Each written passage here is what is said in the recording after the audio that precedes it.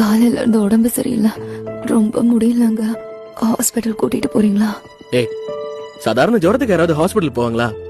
கண்ணா, கஷாயத்தை எடுத்துட்டு வாடா. காலையில இருந்து 2 தடவை கஷாயம் கொடுத்திருக்கேன்ப்பா. அவங்க பொழைக்கணும்னா நாளைக்கே சர்ஜரி பண்ணி போன் மேர ரீப்ளேஸ் பண்ணணும். சர்ஜரி பண்றதுக்கு 5 லட்சம் ரூபாய் செலவாகும். பொழைக்கணும்னா ஆபரேஷன் பண்ணணுமாமா? டாக்டர் அப்பா கிட்ட 5 லட்சம் ஆகும்னு சொன்னாரு. 5 லட்சமா? அதுக்கு உங்க அப்பா என்ன சொன்னாரு? அதுக்கு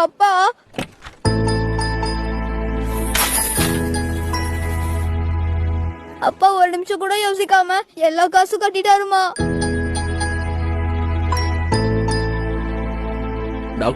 நீ எதுக்கும் காசு கொடுக்காம ஒரு ரூபாயும் சேர்த்து வைக்கும் போதெல்லாம் உன்னை கஞ்சம் கஞ்சம்னு ரொம்ப திட்டிகிட்டே இருந்திருக்க. நீங்க எல்லாம் நினைக்கிற மாதிரி நான் கஞ்சம் இல்ல. இங்க குடும்பம் நடத்துற எல்லா மிடில் கிளாஸ் புருஷங்க மாதிரி தான் நானும். எனக்கு இந்த ஷோரூம்ல கிடைக்கிற பிராண்டட் ட்ரெஸ் எல்லாம் விட பிளாட்ஃபார்ம்ல வாங்குற இந்த 100 ரூபாய் சட்டையில தான் சந்தோஷம். ஏசி காத்துல பஞ்சு மெத்தையில தூங்குற தூக்கம் எப்படி இருக்குன்னு எனக்கு தெரியாது.